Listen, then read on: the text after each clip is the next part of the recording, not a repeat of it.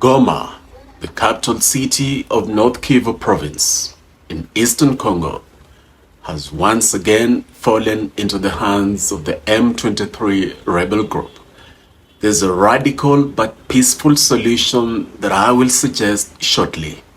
In 2012, the world watched as M23 seized control of this strategic city, plunging the region into chaos and despair. Today, as history repeats itself, we must ask, what lessons did we fail to learn? And what can the world, especially Africa, do to ensure that this cycle of violence ends for good? In the short term, preferably now, support the organizations that I have shared below. They are in Eastern Congo, on the front lines, feeding, sheltering, and educating the incredible people of Eastern Congo. In the midterm, within the next few months, civilian lives in Goma and the entire Eastern Congo must be protected. Several trusted high-profile envoys must oversee this in total transparency. Now, here's the radical but peaceful solution for the mid and long term. We, the people of Africa and friends of Africa, must pour into the streets across Africa and the world, starting with the East African community that Congo is a part of. Millions in Kinshasa must lead the way. We must pour into the streets with a three-pronged agenda. Firstly, we must demand total accountability from the government of DRC's President Tshisekedi.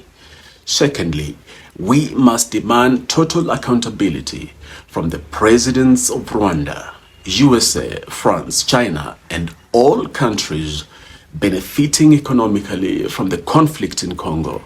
Thirdly, we must demand the establishment of a new all-African army that will be well-equipped, well-paid, and totally committed to securing a peaceful, prosperous Africa, starting with Congo. The African Union has failed Congo.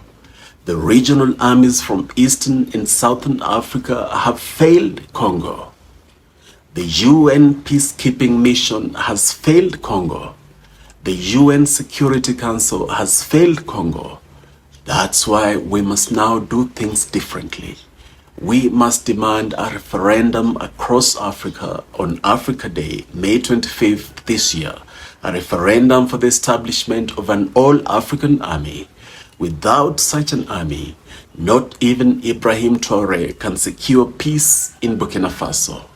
Remember, nearly half of Burkina Faso is still under the control of jihadists. Without such an army, the Rapid Support Forces and the Sudanese army will continue playing a deadly, diabolic game of ping-pong with the amazing people of Sudan. This generation of Africans must be ready to deploy the unstoppable might of we the people in demanding and enforcing an all-African army.